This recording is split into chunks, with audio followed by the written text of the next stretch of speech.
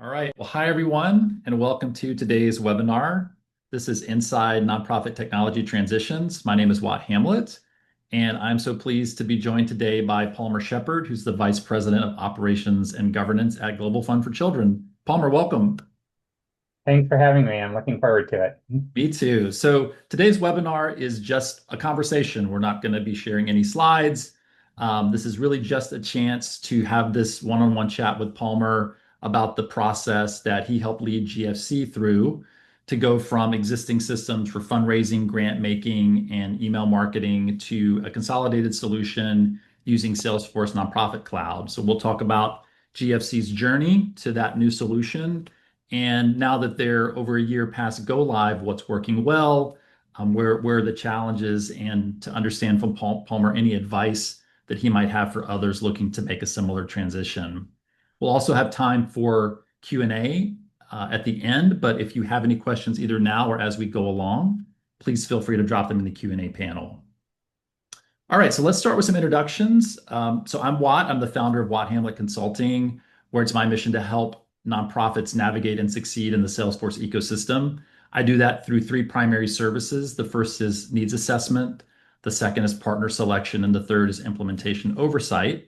And I had the privilege of working with Palmer in that capacity, and with GFC during their transition. But Palmer, actually, you and I met well before that. I think it was maybe 2010 or 2011, something like that. Does that sound right? That sounds right. Yeah, and in fact, you were also in a previous role, also going through a nonprofit tech transition when we first met. So here we are again. But Palmer, again, thank you so much for joining. And for those who don't know you, tell us about yourself. What's your background in the nonprofit sector, and tell us about your work today at GFC. Sure. So I have been, I transitioned to starting to work for nonprofits back in 1999. Um, I started working as a part-time data entry person for a small nonprofit that works with Texas State Parks. At the time, I was a full-time musician. Hmm. And I, at some point, decided to transition. I enjoyed the nonprofit work. The structure of the work really made sense to me. I find the structure of data is similar to the structure of language or the structure of music. And there was something Hmm. about it I found very kind of, it made sense to me, and I enjoyed that.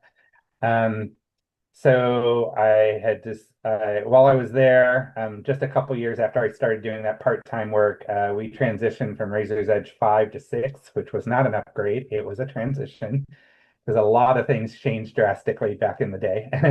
And that was my first throw them in the deep end transition. But after that, I'd done several transitions and worked for several organizations. I did transitions for email systems like Convio, Luminate, and going to that system, I did several times through different jobs. Hmm. At one point, I really decided I wanted my nonprofit work to focus on international relations. So I did go back to school for that. And eventually, I landed at Global Fund for Children. And how long Uh, have you been there now? I've been at Global Fund for Children for 13 years now. Okay. And so tell us a little bit about the role that you have there as Vice President of Operations and Governance. What does that entail? Well, I started out as the database and online research manager, and I have had 8 positions since I have been at Global Fund for Children. I've done a little bit of everything, which makes me a great match for operations because we Hmm. tend to cover, have to have many hats, and that is something, a skill I am comfortable with. And so we do all the technology, we do governance, we to just really make sure, like the kind of the motto of our team is we make sure the staff have what they need to do their job and they can focus on our partners that Global Fund for Children works with to support children and youth around the world. Got it. Okay. Well, that's a good transition to talk a little bit about the work of GFC. For those who don't know the organization, what is it? What do you do? What's your mission? What are the outcomes you're trying to achieve? Well, Global Fund for Children are really our focus is on the potential and dignity of children and youth around the world. What makes our model unique is we don't run programs directly. We identify small and community-led nonprofits that do amazing work in their community and are addressing needs in their community. And we provide flexible funding, capacity building, and connections to help those organizations improve the effectiveness of the impact or grow a bigger impact. So the core idea, and our organization is 30 years old. And at the beginning, this was a very radical idea, and it's that local leaders understand their communities best, and that we should invest in them to make the decisions because it makes the work they're doing sustainable and have long-term impact. And although it's more familiar now, that model, I would say we're still unique in being able to provide unrestricted funds to our partners to do the work that they see needs to be done. Got it. So organizations who work in the various mission areas that you cover come to you seeking funding and partnership support to be able to do that work more effectively in their local community, wherever they are in the world. Yeah, and also we are very good at scouting small local nonprofits. It is something I would say we're known for within our sector, and often I forget there was a percentage, probably around I think it was 80%. We were the first U.S. funder for a lot of our the grantees that receive money from us. And so we really focus on these nascent, smaller nonprofits that are having a unique impact. And then we help them with their capacity building and growth and for whatever direction that means to them, which is different for the different community organizations. And how is GFC itself structured? How many staff do you have? Kind of how are you organized to do that work internally? Yeah, well, 13 years ago when I started, we were between 15 and 25. We're now nearing 110. Oh, So wow. most of that growth has been in the last 4 to 5 years. GFC has two offices. We have one in Washington, D.C., and one in London, England. We do act as a single team and are organized across a set of functional teams, which includes programs, department, development, marketing and communications, finance, operations. And then within our programs team, we are structured regionally. So we have teams in the Americas, Africa, Asia, Europe, and Central Asia. And the regional model we have really that's important to us, the work that we do globally. We have over the past few years, I mentioned the increase in staff. We're now primarily distributed across those countries, and we have staff in 25 countries right now, actually over 25. So, and in addition to that, we have a few hosted initiatives, which are programs that are fiscally sponsored within our organization. And that includes the Funder Safeguarding Collaborative, the IRIS Project, and Girls Up, which all have kind of unique models, but all of them work to promote children and keep them safe and help them live up to their potential. So you've got kind of staff concentrated in the US and the UK, but then staff members all over the world, and as well as these additional organizations that are kind of in your orbit under your umbrella. So a little bit of complexity there in terms of how you operate. Mhm. Um, Exactly. so that's a little bit of the backdrop. So let's talk about your recent technology transition. So when or how did this idea of, we're on these systems that we've been using for a while and we want to do something different? When did that really kind of come about at GFC? Well, that idea actually goes back to when our current co-CEO, John Hecklinger, joined us in 2018, because one of his first questions essentially was, when can we move to Salesforce? And at the time, we weren't in the position to take on that project, both by budget and by capacity. So we tried to do upgrades with the systems we had. For example, we moved from Razor's Edge to Razor's Edge NXT, but none of those changes really solved our core issues. Our data was siloed across multiple systems. It was not well organized and was often inconsistent. And in many cases, we were collecting information that we couldn't actually effectively use. So, we collect the information, it would go in a spreadsheet, and maybe some aspect of it might be used, but it was just not cohesive. And that was one of the problems we were experiencing, is how to make all this information come together and, allow us to do the job we wanted to do. So over time, it became clear that these kind of incremental upgrades weren't enough. We needed this more unified and strategic platform, which ultimately led us to Salesforce. So John came into the organization as the executive director, CEO, already thinking he'd like to Yeah, see he had sales. gone through two transitions to Salesforce in other organizations or departments. So he was familiar with kind of the power and the capacity of Salesforce. And so really it was just looking for when we had an opportunity to do something like that. And so, what you mentioned Razor's Edge, what were other systems that you were using that you thought could be good candidates for replacing? I would say grant making, we had moved a couple times. We started out with Gifts Online, which is Blackbaud grant making. And then we had moved to Giving Data. And when we moved to Salesforce, we had only been with Giving Data for 3 years, but we had already identified it wasn't really addressing all our needs. And it just didn't, those systems didn't have the capacity for us to customize it around what we wanted to do. And so grant making, I would say, is probably one of the areas where we saw the biggest need. For Razor's Edge, we had two instances. We had one for our US office and one for our UK office. And this was quite difficult as a team that works in as one team. So we had two databases and you kind of had to Hmm. know where to put something, and we didn't. So, and then also we were using LoomNet Online, formerly Convio, and that wasn't really meeting our needs either. It just wasn't as current as some of the other systems that are offered out there right now. So we had multiple systems.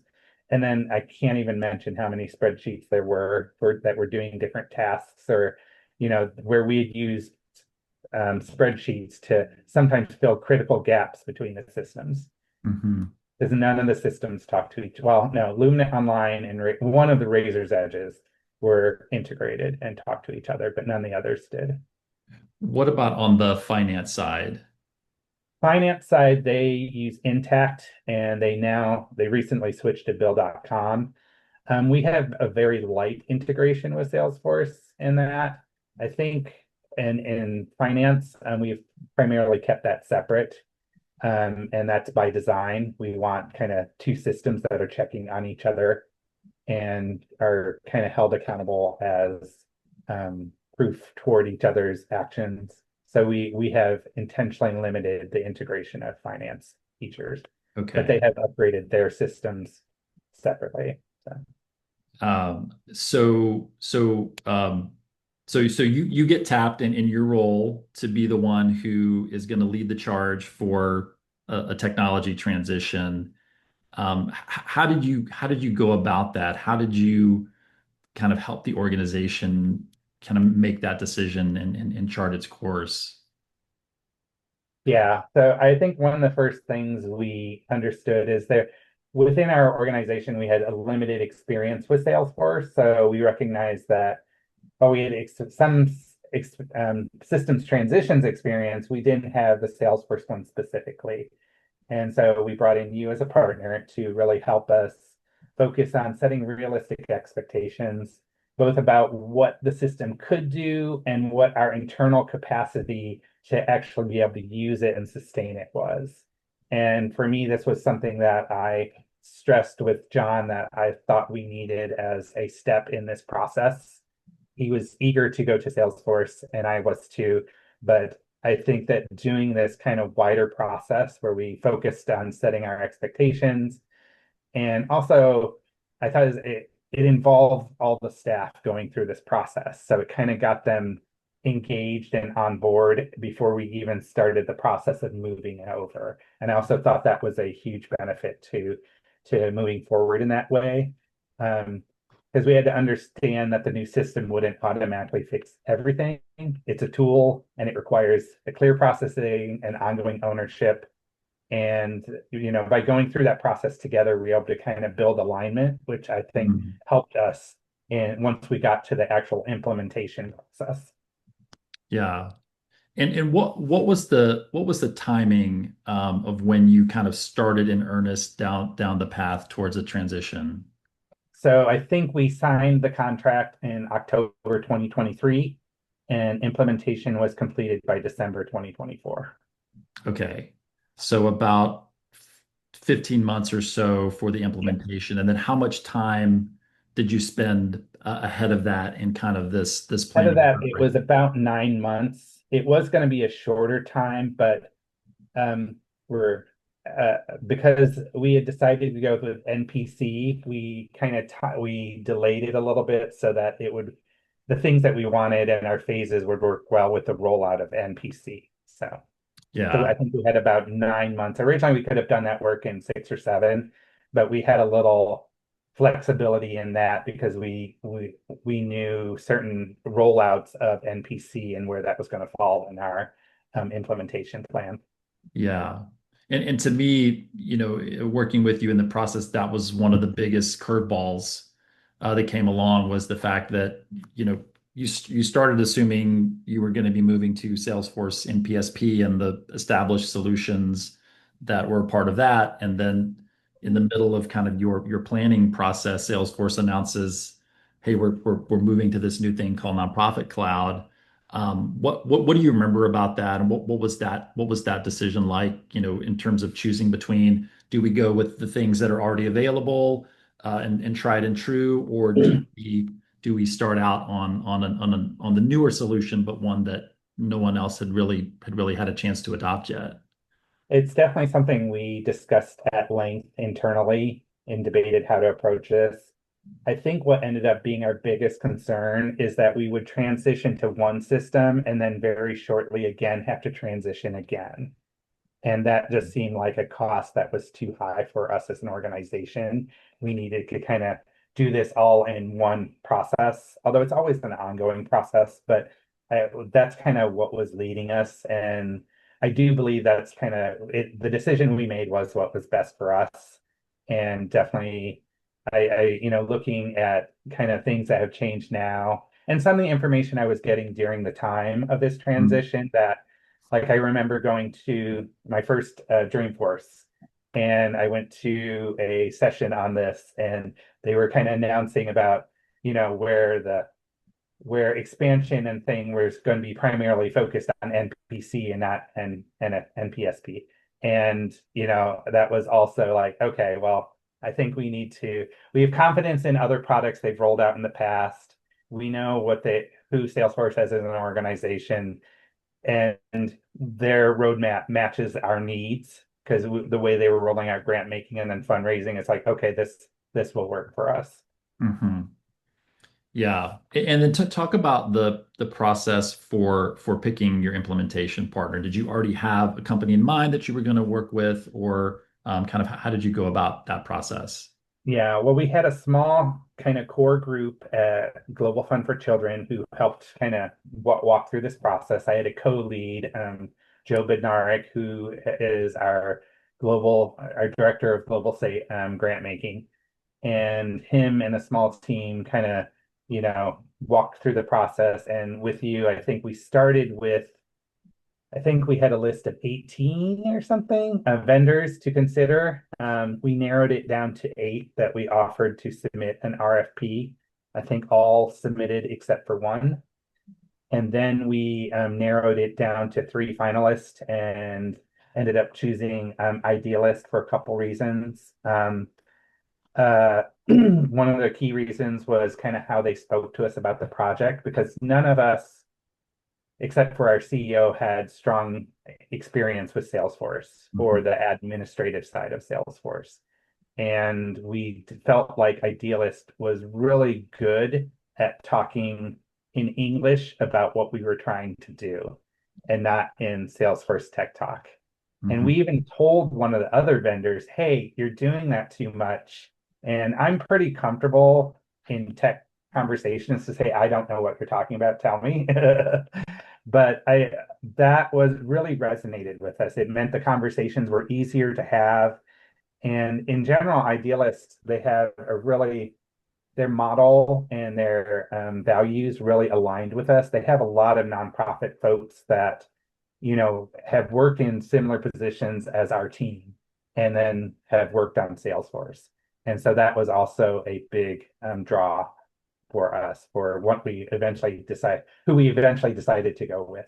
Mhm. So you started kind of your process in earnest of um, making a move towards Salesforce. About 9 months later, you have a partner identified that you're going to work with to lead the transition. And along the way, you've tried to build some consensus among the stakeholders about what you're doing, how you're going to do it, who's going to be involved, and so forth. But you did have these different uh, systems and programs to try to accommodate. You've got fundraising using one set of systems. You've got grant making using giving data in other systems. You've got your marketing team. Talk about then the plan that you ended up moving forward with to be able to kind of manage all of that in a single implementation. Yeah, so we did end up kind of breaking it down to two phases. And phase one was grant making, and that was one of the components that was rolled out first for NPC. And so we focused on grant making. We also moved over um, fundraising and the fundraising platform for taking external donations and email systems. So what would be our current Luminant, because there's an internal deadline because that contract was ending. So we needed to move that over first. And then phase two is when we moved over the fundraising databases and then some of what we consider our smaller programs. Funder Safeguarding Collaborative has some unique structures. They're a membership-based program within us, and so they needed unique items within Salesforce.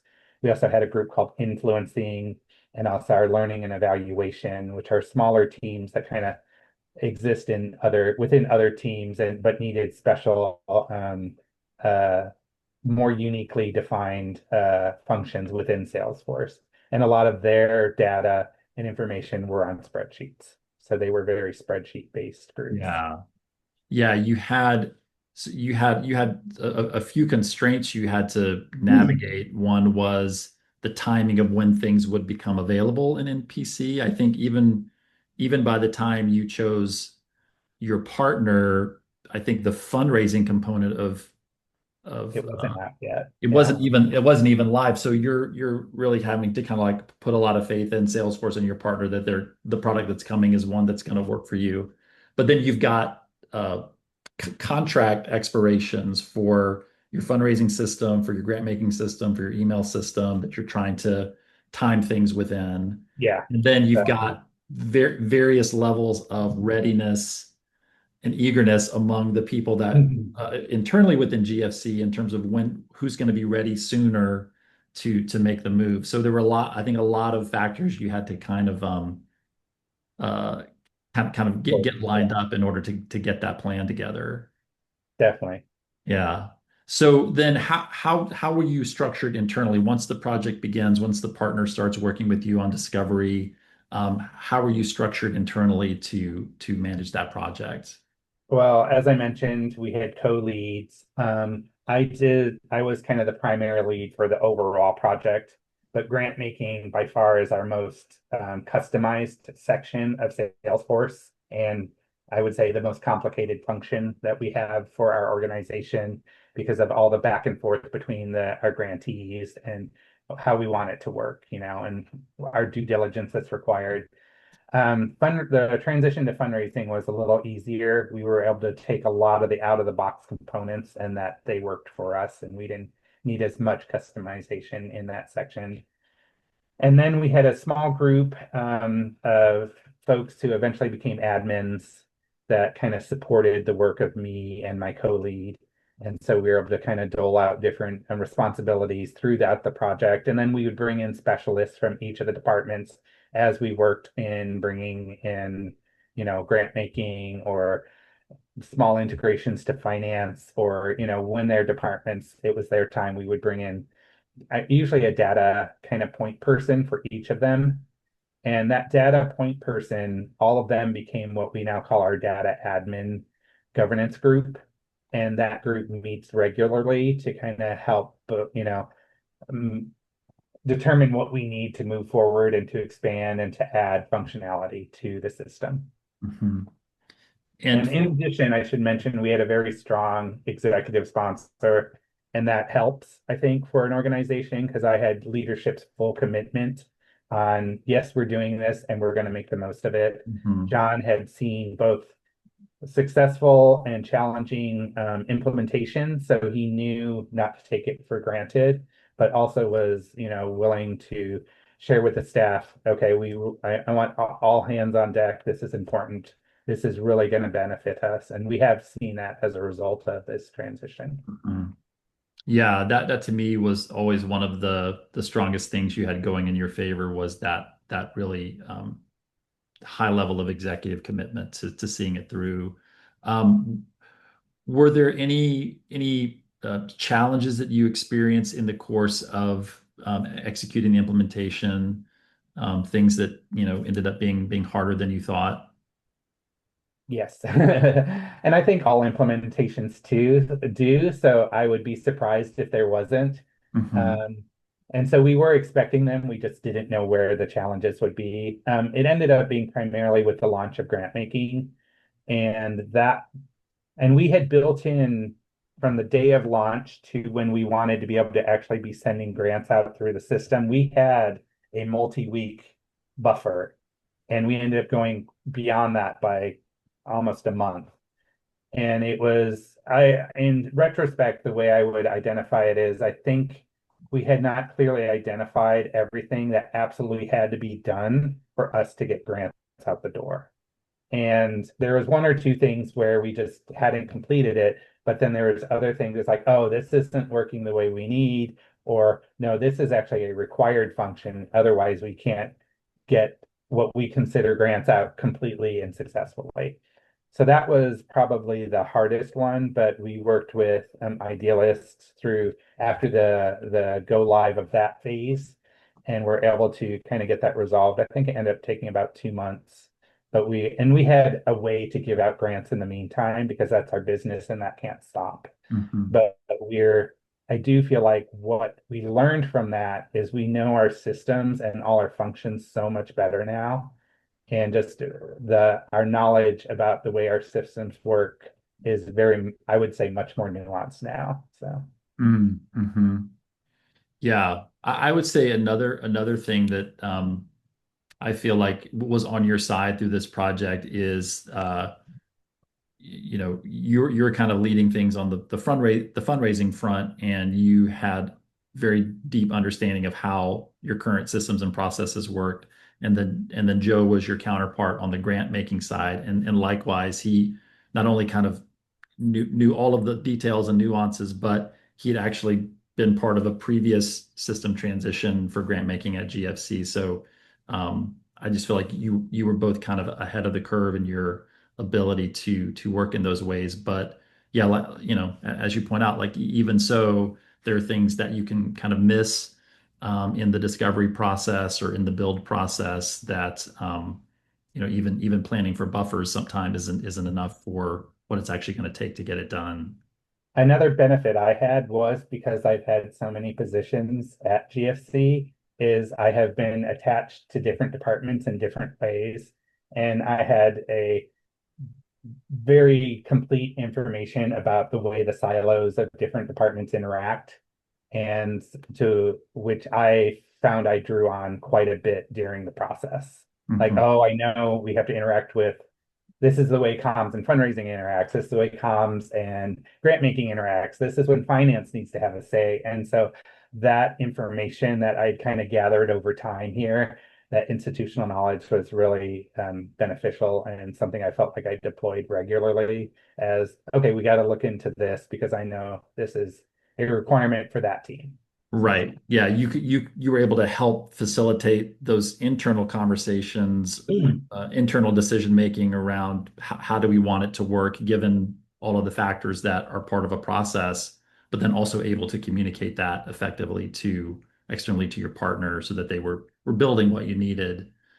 Um, so um, you mentioned you had two different phases of the project, so two separate go lives during your implementation. Grant making was first, and then how long was it between when you did your grant making go live and your fundraising go live? So grant making was supposed to go live, I think it was toward the end of June. I think we kind of got it going by August. It was going. But at the same time, we were still moving forward with phase two and fundraising and the other smaller components we launched by December 2024. And did you do that as one continuous project? Yes. So Yeah. it's one project with two phases. Okay. Um, and so when it was all said and done, where did you end up um, in terms of scope and timing and budget versus where you started or thought you were going? So we did end up going just a little over budget. It was within the 10% possible overage of our contract. So it was pretty well contained, and that was all primarily around grant making. And I think the reason grant making went over was that we just had not communicated enough of the requirements. Like this is an absolute must-have. Some of those things I don't think were communicated with our vendor. And I think it was us learning like, oh, this is more important than we thought it was. We need to have this in place because this other thing is it depends on it. And I think it's some of those dependencies that we had not clearly identified where, and I think that was part of that delay, but we were able to we still ended on time for the entire project. So it was supposed to end in December, and we did end in December, and we only were over by a very small amount. And I know I signed a contract like, oh, I think we're going to go over, and we didn't end up using all the hours that we thought we might need. So we went a little over, but it wasn't a significant amount. Okay. And then how are you talked a little bit about your data admin governance group. Could you say a little bit more about how you're staffed internally around Salesforce? Do you have a primary Salesforce admin for the whole organization? Is that more distributed? Yeah, we're more distributed. We have five right now, Salesforce admins. Um, Three are specifically assigned to specific areas. So we have one that covers fundraising, and then two that are kind of their primary areas, grant making, and then two of us that are kind of more of the overall everyday bigger structure pictures. But we really coordinate as a group. The Several of the admins attend weekly meetings with our vendor, and so we can kind of understand how our sections interact. And that's something as a group, I think some of the groups who've come from being the only one running their system have had to adapt to, oh, if I make a change, this might affect this group over here. So I need to kind of understand the impact and coordinate. And so that data admin governance group is key to that, because that way we can all say, this is what I need to improve or give another function for my team. And then we can kind of say, okay, well, that's going to impact me, or oh, I could also use that. So sometimes there's also benefits to that. And it's just a good place to kind of understand what are the needs of the different groups and make sure that no one is kind of left out or feeling like, oh, I'm all stuck with this new system and I don't know how to make it work for me. Mhm. So that governance group is key to that. We're also using it as we're one of the things we've just signed up, or we've purchased some training for flows. And this is an area as a group we had said, hey, I wish I understood this more. And so they're going to come in and train that group in particular, some of which don't work directly with flows, but their requests often require flows. Okay. So it's basically bringing our admin governance group kind of knowledge level up one. so that we all kind of understand what the function is, and when we're making a request, what is the implication of that request. So Did any of the folks who are currently admins uh, have prior Salesforce experience? one, so our the one that oversees fundraising, he had worked at Salesforce, and he came on later in the project. He didn't come on until we had already started the implementation of the fundraising part when he came on, but we were able to add him in, so he was there for the implementation. Okay. And he has been a great addition just because he's had that previous experience, but it was in NPSP, and there are differences. And it's been good to collaborate with him, and like both him and the head of grant making, they have created guides for their teams, for this is how you do everything, and it's just part of a lot of what we do for change management. How many users do you have now? We now have over 100 users. So Okay. And then you also have folks using the system externally through your grant making portal. we do. So our grant making portal, our partners can log in, they can submit key information or respond, sign off on receiving a grant, or, that type of submit reports if there's a report. So we have an interface through Experience Cloud that connects to our instance of Salesforce. And how long would you say after go live did it take before people were really clicking in the system, were really, really comfortable, able to do the things they needed to do independently? Well, adoption is a journey and not a moment. So I'm gonna put that as my cautionary tale. I would take it, it took a few months for certain leads to feel comfortable. Um, we did try to put a lot of emphasis, excuse me, on change management. We've been offering trainings, written guides. We have had ongoing office hours that still exist since the beginning, and we provide one-on-one support. But what we found a few areas that ended up needing more attention. So, like some of the smaller teams I mentioned, they didn't have enough capacity to really embrace it quicker, and so we have found that they need some more support and they need more guided support. Mhm. Another thing that happened, we do an annual tech survey, and Salesforce, at the first time ever, we have these questions that say, which softwares are the easiest to use, which ones are the most frustrating? And Salesforce ended up in both, and we've never had a software land in both. But this was an important piece of information to us. So that means that, there's definitely a group that hasn't gotten the comfort level, and maybe people who are more technically savvy or comfortable, or they're just in it more often, which I think is a key for us. Like sometimes we have people that only need to be in these systems every few months. And so for them, retaining all these changes and what the system does might be a little more challenging. And we need to support them in a different way than someone who's in it every week and doing certain functions every week. And they're like, yeah, I do this every week. I don't need any more help on this. So I think we've seen a few different slices of where we are currently trying to apply more change management and more resources, because it's like, okay, your needs are a little different than what we were supporting. So let's figure out how to support you in a way. Hmm. So now you've had this vantage point of having been live for over a year and grant making even longer than that. Um, how would you say the vision of what you were bringing Salesforce in to do has lived up to the reality? I would say for the most part, it is rolling out how we wanted, and we are starting to see the benefits of having things in a single system. And we're seeing more and more opportunities to finesse the system to do it kind of the way we want and to function the way we want. So overall, it's exactly where we wanted to land. We do see opportunities to continue to expand it and maybe get more out of it, but we're very happy that basically our sum of what we thought we would get from the implementation is basically what we got.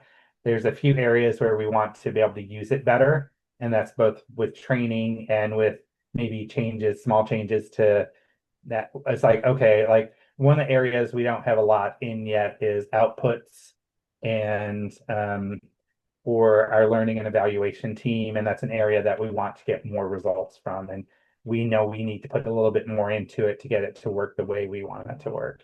Okay. Yeah, and you mentioned some of the challenges around user adoption, user satisfaction with the system.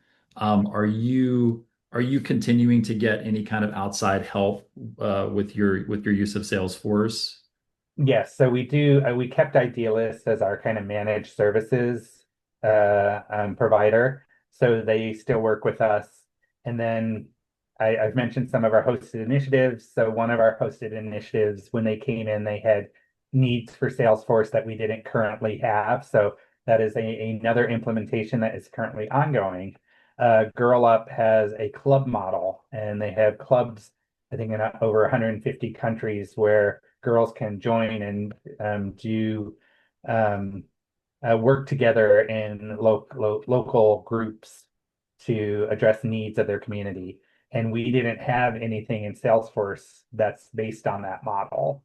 And so we have an implementation going right now to create custom models and then also to move their donor data into our donor data Mm. and to make sure that our goal is to have it transparent so all the fundraisers can see it, but also identify, oh, well, they don't own it, but this is someone who gives to Girl Up. So that type of thing. So we're right now going through a lot of little processes to make sure when all that data moves in, which is in about a month and a half, Okay. um, we will, be ready for kind of another go live, and that the addition addresses all the needs of the new program, but also doesn't impact the existing setups of what's already happening with our different grant making and fundraising users.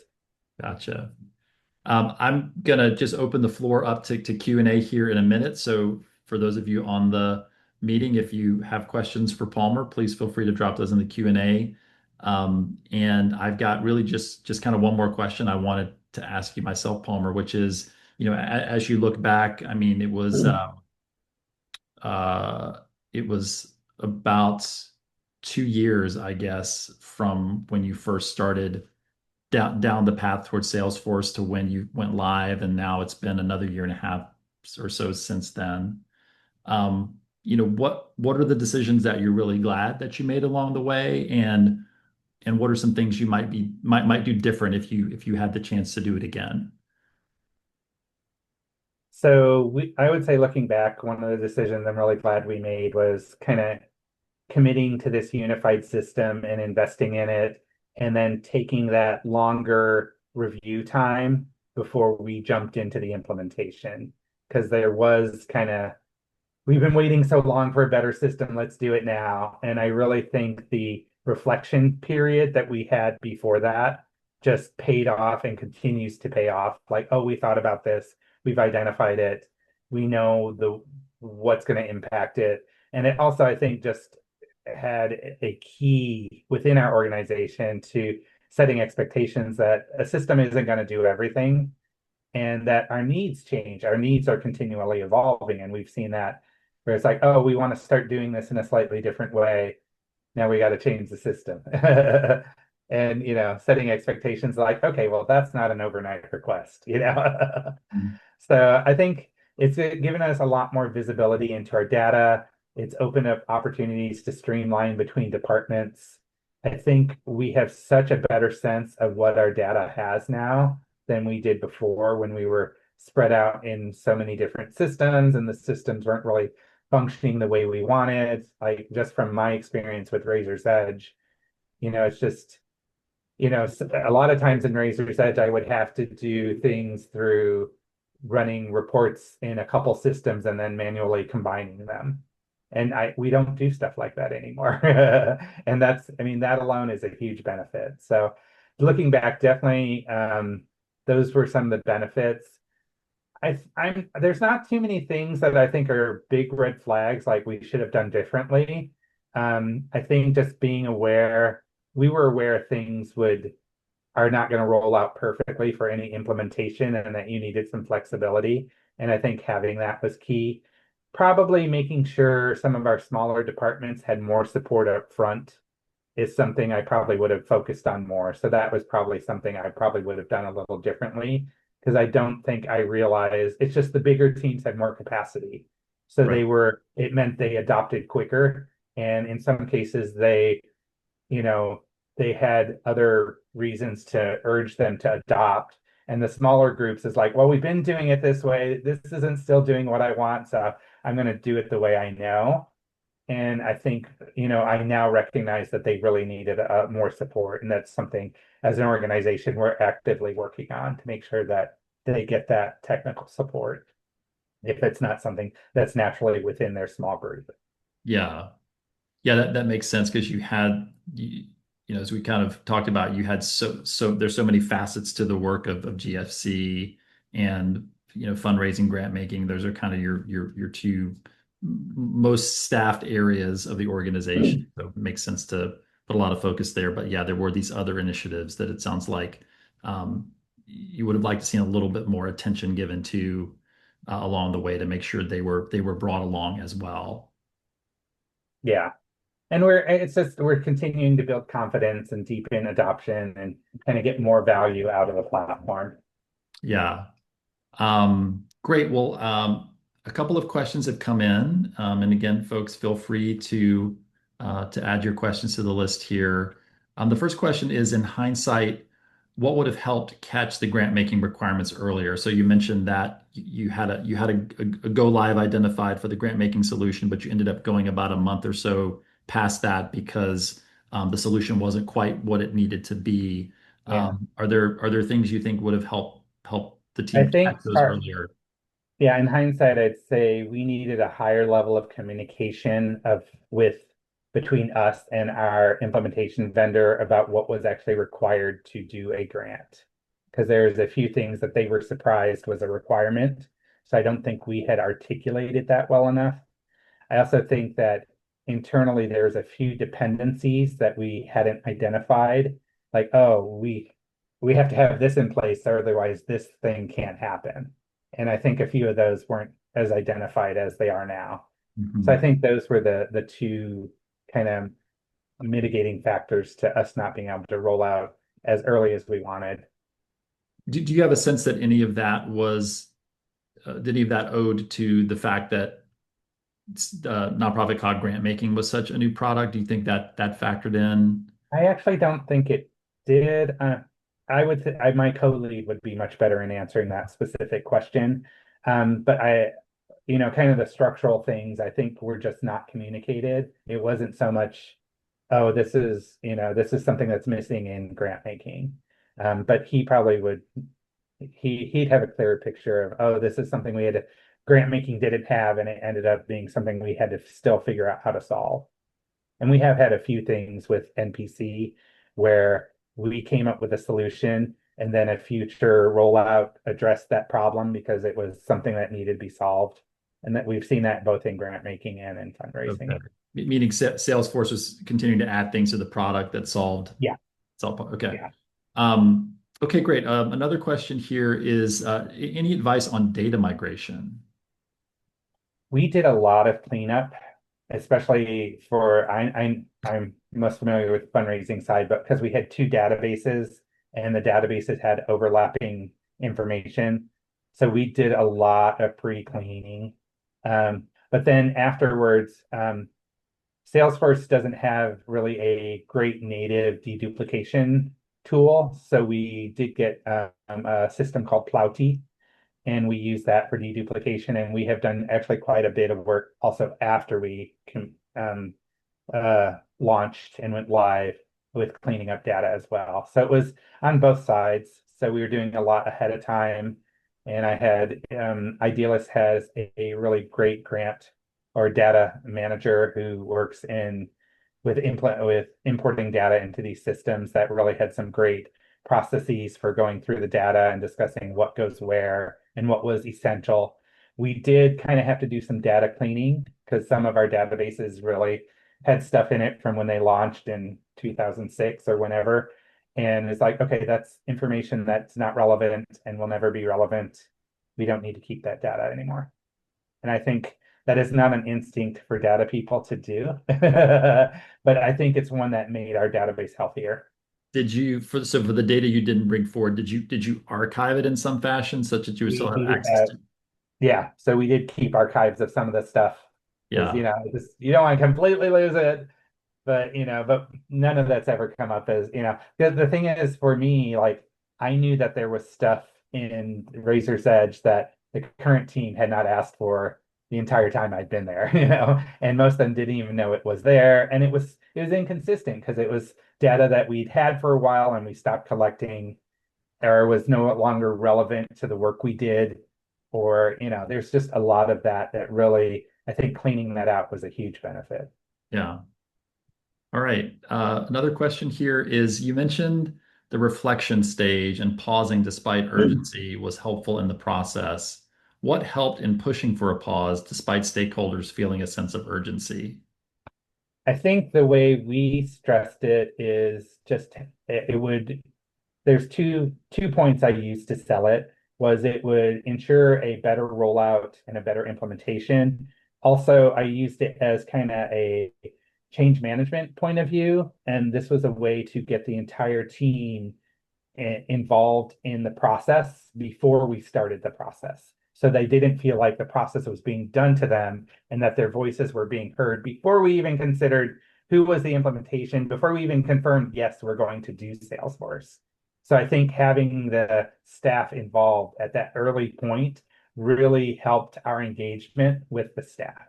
And because I was surprised in that process, there were people I had worked with for several years who this was not something they had any interest for, but became engaged in the process. Like, oh, this is something Watt asked for. I remember our controller at the time who really was not interested in this, but she was. It was a great way to get our staff engaged and see the potential benefit of going through this journey together.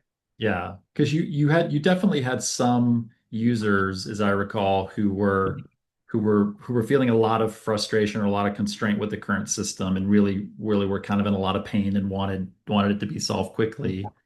Um, That was and actually also the benefit toward moving to Salesforce is there's quite a few of our systems that no one had anything fond or good to say about. So it was easy to say we need to go to something new. yeah.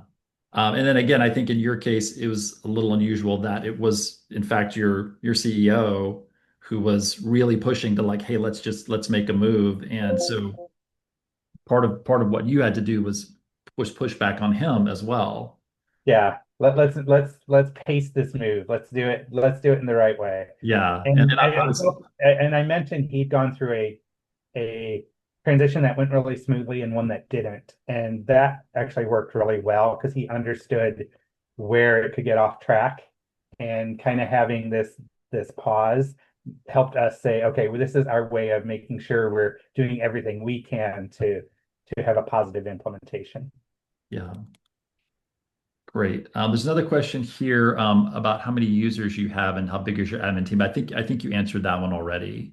Yeah, so we have 100 users and we have 5 admins with different kind of areas of coverage. And then we have a data governance team of about 12. So they're usually data entry people who are with some of the smaller departments. And then they kind of work through us to get changes or what they need out of Salesforce. How did the folks that you mentioned one person had prior Salesforce experience, for the people who didn't have Salesforce experience, how did they get up to speed? Did you do certifications? Did people do Trailhead? The admins have done some Trailhead. I got a certification. But mainly it was we had training from our implementer, so Idealist provided trainings, and then we did in-house trainings. And I would say the grant making team, they probably did like 7 or 8 different trainings to go through all the different aspects of what they might be looking for. And what we've done now is we're identifying, okay, these are areas where people are still getting confused, or these are areas where we think we need more knowledge. And that's what we're currently using to kind of expand and move our training forward. Got it. When new people start at the organization, what's the process for getting new staff oriented and up and running on Salesforce? It kind of depends on their department. So, grant making, they work with Joe and Jemima, who's another admin she's really great at setting up a lot of our trainings for that group. Our fundraising team's a little smaller, so they work directly with our admin then to get the training. And then right now, we haven't had any transitions in the data admin governance group. So kind of each one of them would train someone new in their department. Like this is how to get to what you need. So Got it. All right. Well, I don't see any other questions in our panel. If folks, we have 4 more minutes. So if there are any other questions, you've got about a minute to get that in. But otherwise, Palmer, as we wrap up, any final advice you would offer to folks who are kind of where you were 2.5, 3 years ago of, we feel like there's probably a change we need to make. We're not exactly sure if we're ready, how it's gonna go, how to work with Salesforce. Any advice you'd give to those folks? yeah, I would say that the most important things that worked in our favor for this rollout and implementation is having executive sponsorship.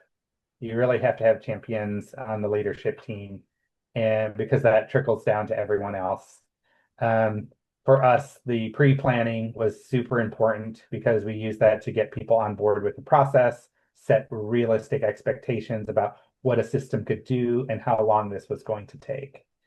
And then change management is not something that is a one-off.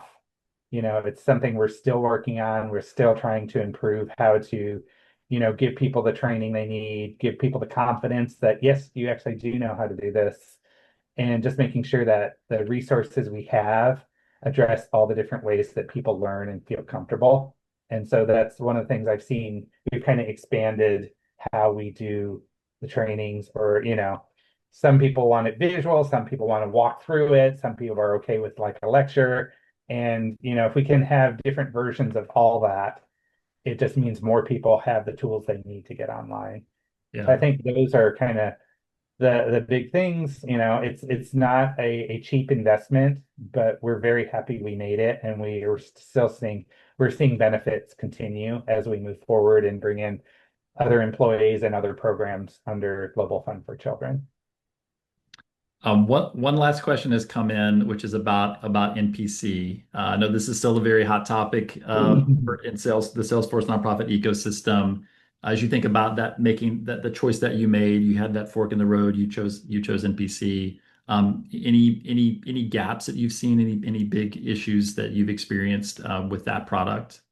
In the beginning, there were, but the recent upgrades, the quarterly upgrades, have kind of addressed most of those that were challenging. Like the acknowledgements weren't really working the way we would need when the first rollout of fundraising, but that got addressed and we were able to address it internally.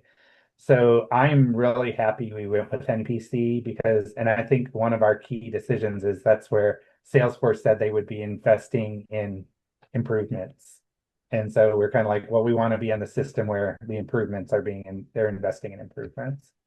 So yeah, I mean, it was tricky, the timing, but now the fuller product is out.